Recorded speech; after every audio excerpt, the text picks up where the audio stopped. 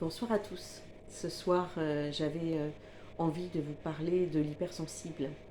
Alors vous allez vous dire, mais pourquoi elle n'en a pas parlé avant? Parce qu'on en entend tellement parler. Parce que c'était pas le moment, peut-être. Voilà. Alors avant de parler de l'hypersensibilité, je voulais vous dire que j'avais trouvé pourquoi j'avais vraiment mal au dos. C'est parce que mon fauteuil ne convient pas pour du coaching longue durée. Donc si jamais vous avez un fauteuil confortable, d'occasion, pas trop cher, qui pourrait aller dans mon univers, n'hésitez pas à me contacter en message privé, ça serait gentil. Voilà, merci beaucoup pour mon dos. Alors, l'hypersensible, euh, vous allez me dire, on en parle de plus en plus, est-ce qu'il y en a de plus en plus? Euh, alors, oui et non. En fait, il y a 15 à 20% de la population qui est hypersensible, ça c'est vrai.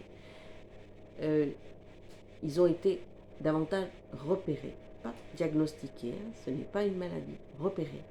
Ce qu'il y a de vrai, c'est que les jeunes sont davantage touchés simplement parce que la vie, elle est compliquée depuis 2015 où on a eu les attentats, ça s'est pas vraiment arrêté, et donc des jeunes qui sont déjà sensibles ou en limite ont pu basculer vers l'hypersensibilité. Ça c'est vrai.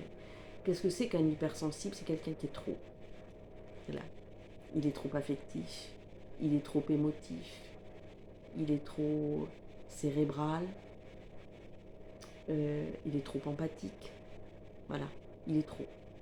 Il a plus de sens, il a plus de cognitif, il a plus de cérébral, c'est-à-dire que la dose, ça tourne, ça tourne, ça tourne. Donc un exemple, euh, il va être beaucoup plus sensible, par exemple, aux odeurs. Vous voyez, il peut être gêné. Il peut être sensible au bruit, par exemple. Voilà, des choses comme ça. Euh, pour l'entourage, par exemple, qui a aussi besoin de le comprendre, pour aller de A à C, il peut passer des fois par F et G avant de revenir à C. C'est bien de le savoir. Voilà. Euh, Ça peut créer un pétage de plomb. C'est-à-dire qu'à un moment, s'il y a s'il se passe quelque chose, un événement qui est un peu hors norme, l'hypersensible, il peut aussi avoir une réaction amplifiée, décuplée, un peu hors norme. C'est épuisant aussi d'être hypersensible. Donc c'est quelqu'un auquel il faut du calme de temps en temps, aller se poser dans la nature, sans bruit, sans rien. Il a besoin de faire redescendre le tout. Euh, et donc ça aussi, c'est bien de le savoir pour l'entourage. Euh, Ce que je peux dire, c'est que c'est pas un malheur, c'est pas une malédiction, ça peut être un vrai cadeau et ça peut être un vrai bonheur.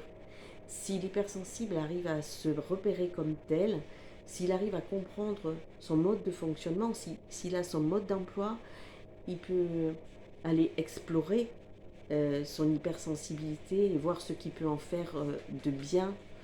Et, euh, et ça peut être quelque chose vraiment de formidable. Surtout dans ces périodes compliquées, c'est quelqu'un qui est capable de créativité, qui est capable de se réinventer. Je veux dire, il rentre dans un compartiment. Non, parce qu'il n'y a plus de compartiment. Mais enfin, je veux dire, il rentre, il se trouve face à plusieurs personnes en quelques minutes. Il peut comprendre euh, l'état des autres personnes, comment elles sont, comment elles fonctionnent. Il peut repérer des tas de choses. Et donc ça, c'est un vrai bonheur. C'est formidable, en fait. Et euh, s'il a compris tout ça, et bien en fait, par exemple, ça peut donner un super cuisinier, quelqu'un qui est hypersensible. Par exemple, ça peut donner un super prof, ça peut donner un super musicien, ça peut donner un super jardinier euh, euh, qui va avoir, avec toute cette sensibilité, un petit plus. Voilà. Euh, voilà, bah à vous de repérer les hypersensibles autour de vous. Peut-être vous en êtes vous-même un.